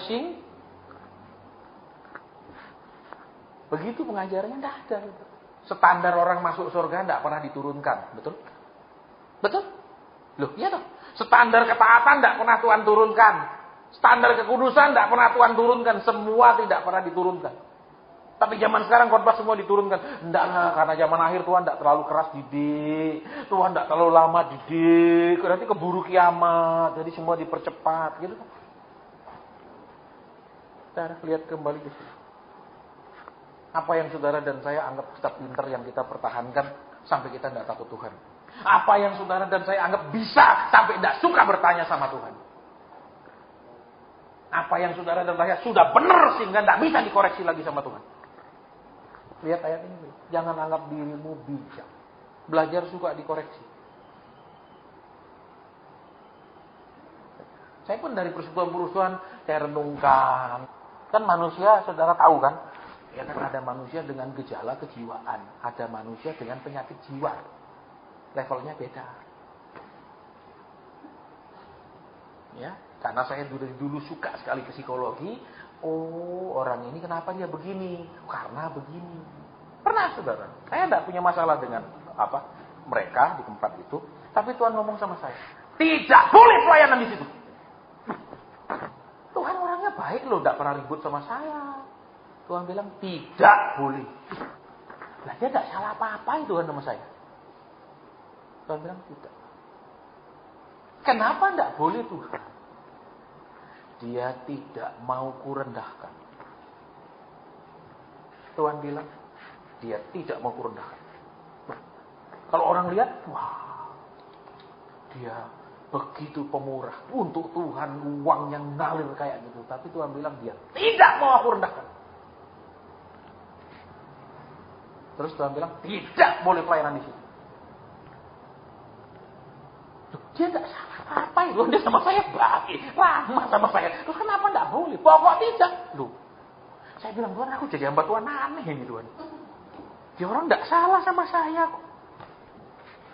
Sampai hari ini Tuhan bilang, Tuhan bilang dia tidak mau direndahkan. Ya, dia ada masalah, terus dia tidak mau berdiam diri. Malah bikin PD besar-besar. Ya sudah Tuhan. Kembali mengenai sini.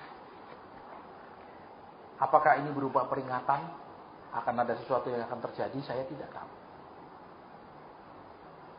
Berhenti pakai akal budi sendiri. Pakai pimpinan Tuhan. Cari kehendak Tuhan dan lakukan. Tadi yang saya saksikan pernah saudara macam sini. Ada satu orang ketemu saya, tiba-tiba Tuhan bilang nggak boleh pindah ke Australia. Anu juga ada pendeta luar negeri sudah ngomong sama saya nggak boleh pindah. Ya sudah, ada 2 orang, 2 saksi sah kata kita. Pindah, pindah, ambil PR di situ. Terus bilang mujizat terjadi, saya punya PR, langsung diterima. Itu bukan mujizat saudara. Kenapa dia bisa langsung dapat PR? Karena dia punya harta kekayaan sedemikian besar. Dia bisa pindah langsung beli rumah mewah sekian banyak. Keluar PR-nya. Kalau saudara pergi luar negeri mau cari kerja, susah keluar PR. Kecuali tamatan sana dan tamatan jurusan apapun ada sekarang. Seperti di Australia sekarang untuk tukang gunting rambut atau sekolah-sekolah apa yang kejuruan-kejuruan ya tidak bisa lagi PR. Lah dia pindah dengan membawa hartanya langsung keluar PR tuh. Karena kan dia jadi investor di situ beli rumah. Ini mujizat dalam hatiku, ini bukan mujizat. Nek lu kiri ke sana keluar PR langsung lu mujizat. Nek lu bawa uang ke sana borong rumah, itu tidak ada mujizatnya. Ya, akhirnya memang tidak terjadi apa-apa. 1, 2, 3, 4, 5 tahun everything was okay. Tapi kemudian tiba waktunya apa yang ditabur dituai. Luka batin luar biasa.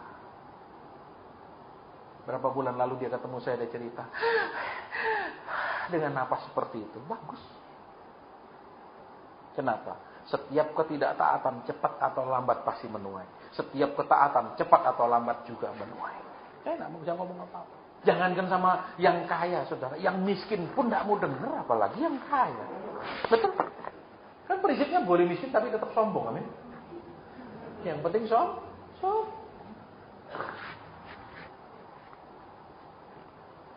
Terus waktu di Belanda, di salah satu kota, saya ketemu, Tuhan bilang, pulang Indonesia. Saya lagi ngurus Pak Asen untuk tinggal di sini. Kita sudah sewa pengacara yang mahal, supaya sekeluarga kita bisa keluar izin. Dan saya sudah beli restoran. Invest. Tuhan bilang pulang. Kita percaya Tuhan tempatkan kita di sini. Sakarmu. Buka restoran sekian tahun tidak laku, kokot. Sampai adiknya mangkel saudara yang tinggal di sana yang lebih dulu. Kamu pulang kita tidak biasa biayai kamu terus. Pulanglah dalam kondisi nol besar. Terus suatu hari jalan jatuh di sininya patah. Jadi ini bisa tekuk ke sana, di sini juga bisa tekuk ke sini. Di sini. Sampai sekarang cacat seumur hidup. Saudara harus bisa membedakan hamba Tuhan yang ngomong dari cangkemnya dewe sama hamba Tuhan yang Tuhan pesan ngomong kepadamu. Harus bisa bedakan. Tidak semua hamba Tuhan cangkemnya dewe. Dan tidak semua hamba Tuhan ngomong dari Tuhan. Berapa banyak engkau dan saya membuat kesalahan bukan karena iblis membujukmu, tapi karena engkau dan saya punya kesombongan merasa diri bijak. Merasa diri pintar, berpengalaman. Merasa keputusannya sudah benar. Semua sudah dipikirkan dengan matang, tidak mungkin salah. Dan berakhir dengan kehancuran. Sudah waktunya. Menyerah sepenuhnya kepada pimpinan Tuhan. Waktu gempa kemarin, saudara, ada teman saya bilang, cari saya, ayo kita bangun ada kan itu proyek pembangunan kembali. Teman saya, ayo. Apa? Kita punya rumah instan langsung jadi. 3 hari dibangun langsung jadi. Terus? Aku tanya Tuhan. Sekarang saudara, kalau saudara pergi, ya, stok rumah instannya sekian banyak, tidak ada yang mau bangun. Kenapa mereka janji pakai rumah instan yang kayak gitu? Mereka bilang, kok ini kayak rumah transmigran. Zaman dulu tuh, zaman Orde Baru kan ada rumah-rumah transmigran. Mereka tidak mau pakai kok dindingnya pakai kayak gini gitu. Mereka mau tetap dindingnya dari ini bata. Mereka tidak mau pakai. Sekian banyak mereka yang sudah stok rumah instan itu sekarang mau dijual ke mana? Andai aku nurut. Sekarang sama-sama gini. Pas saya liwat, saudara. Kemarin kan istri saya ada acara di Bali, saya antar ke airport, saya tidak ikut. Ya, saya liwat gudangnya. Aduh, ini barangnya mau bawa kemana? Mau bawa kemana? Barang-barang rumah instan langsung jadi itu. Nah, ada orang yang mau dibangunkan pakai itu. Lah kalau invest itu terus kan sama-sama gini. Sama saling lihat. Terus Tuhan. Kalau engkau dan saya sudah berjalan bersama dengan Tuhan, terlalu banyak lubang jebakan engkau bisa lewati dengan aman. Jangan tiap tawaran, wah dari Tuhan ini mungkin solusinya. Memang orang di padang gurun itu selalu melihat fata morgana, tahu namanya? Tahu saudara? Aneh tuh di padang gurun mereka selalu melihat ada mata air, itu anehnya. Kenapa? Dari panas kan padang gurun itu terus keluar uap itu, hawa panas itu kalau dipantulkan seperti cairan, seperti mata air, itu namanya fata morgana.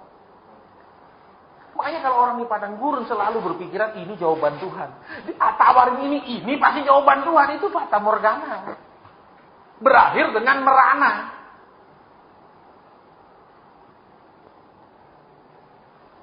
Uang baik-baik jadi sisa 60% kan goblok.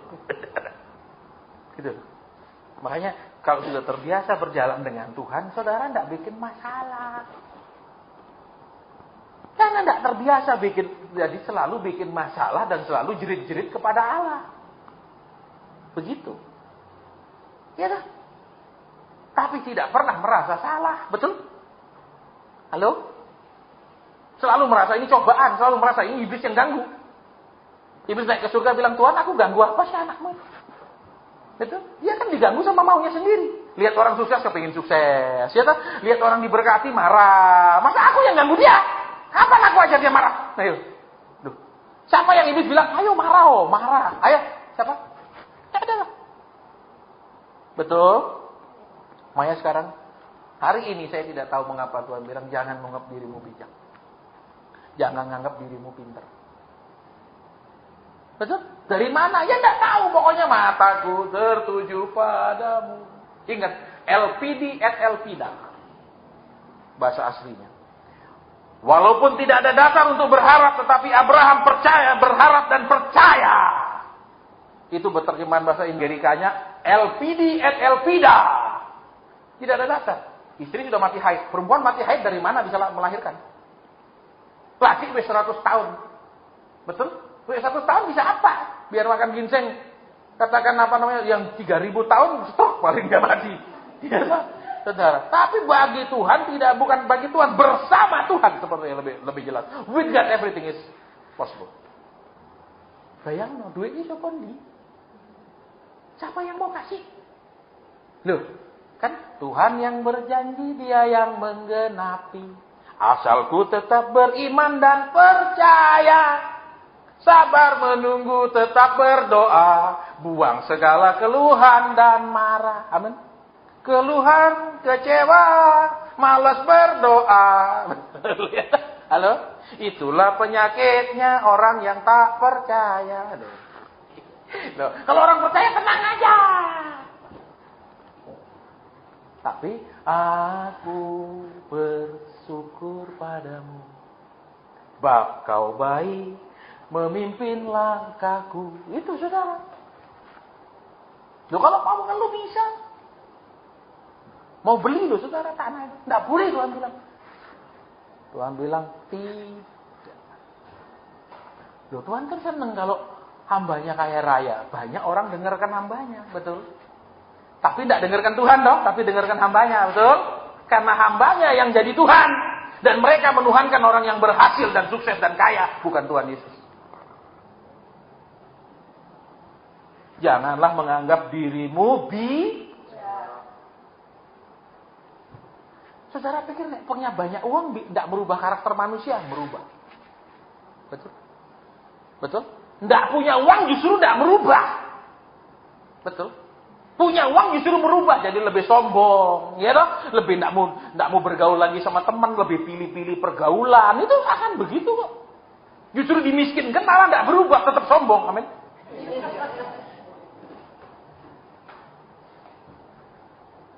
Dah, jam 9 lebih kita pulang. Ayo kita doa. Bapa terima kasih Tuhan Yesus, terima kasih Roh Kudus, terima kasih. Sudah Hamba sampaikan. Kiranya kami membuang semua kepintaran, kecerdasan, semua pengalaman, kesombongan. Supaya benar-benar mencari pimpinan Tuhan. Benar-benar berdekat kepada Tuhan. Supaya kami terlepas dari jebakan demi jebakan. Terima kasih. Terima kasih, terima kasih. Terima kasih. Dalam nama-Mu kami berdoa, bersyukur, berterima kasih. Terpujilah nama Tuhan. Terpujilah kasih Tuhan. Terpujilah kebaikan Tuhan. Mungkin ada yang nak kau sampaikan Bapak.